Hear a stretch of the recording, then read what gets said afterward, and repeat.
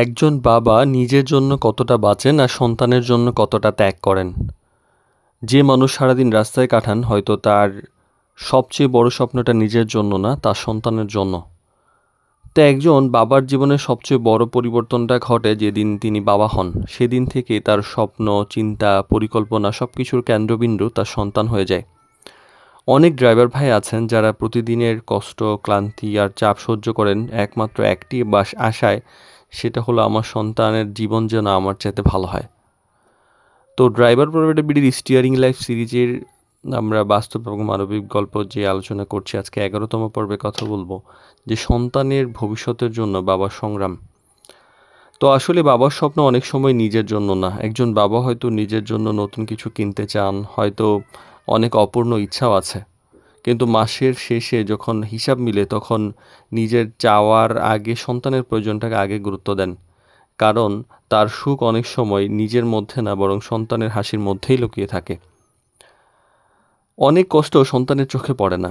সন্তান যখন স্কুলে যায়, পড়াশোনা করে, বন্ধুদের সাথে সময় কাটায়, তখন সে হয়তো বুঝতে পারে না যে তার পিছনে কে কতটা ত্যাগ করছে। বাবা অতিরিক্ত ডিউটি করছে, নিজের বিশ্রাম কমিয়েছেন, নিজের শখগুলো ত্যাগ করেছেন শুধুমাত্র সন্তানের সুন্দর একটা ভবিষ্যৎ দেওয়ার জন্য। আর বাবারা সবসময় আসলে কষ্ট প্রকাশ করেন না। মায়েরা অনেক সময় আছে যে আবেগ প্রকাশ করেন, কিন্তু বাবারা প্রায় নীরব থাকেন। তাদের চিন্তা থাকে যে সন্তানের পড়াশোনা, ভবিষ্যতের নিরাপত্তা, পরিবারের স্মৃতি, এই চিন্তাই আসলে সেই চিন্তার কথা আসলে খুব কমই আসে। তো কিছু স্বপ্ন আসলে বাবারা সন্তানের চোখে দেখেন।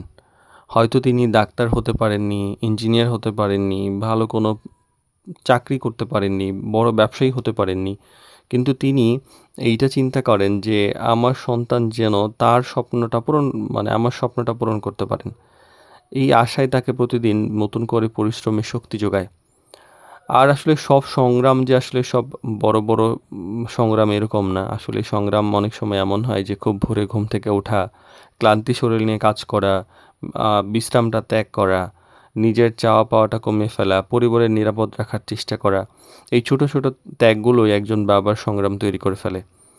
তো একদিন হয়তো সন্তান বুঝবে যে আজ হয়তো সন্তান বুঝতে পারছে না, কিন্তু একদিন সে বড় হবে, জীবনের দায়িত্ব বুঝবে, তখন হয়তো উপলব্ধি করবে যে আমার বাবা আমার জন্য কত কিছু করেছেন। এই স্বপ্নেই বাবারা বেঁচে থাকেন। তখন আসলে একজন বাবা সংগ্রামীর সবচেয়ে বড় বা সুন্দর দিক হলো তিনি নিজের ভবিষ্যতের জন্য নয়, সন্তানের ভবিষ্যতের জন্য লড়াই করেন। আর সেই লড়াইয়ের অনেক গল্পই নীরবে থেকে যায়।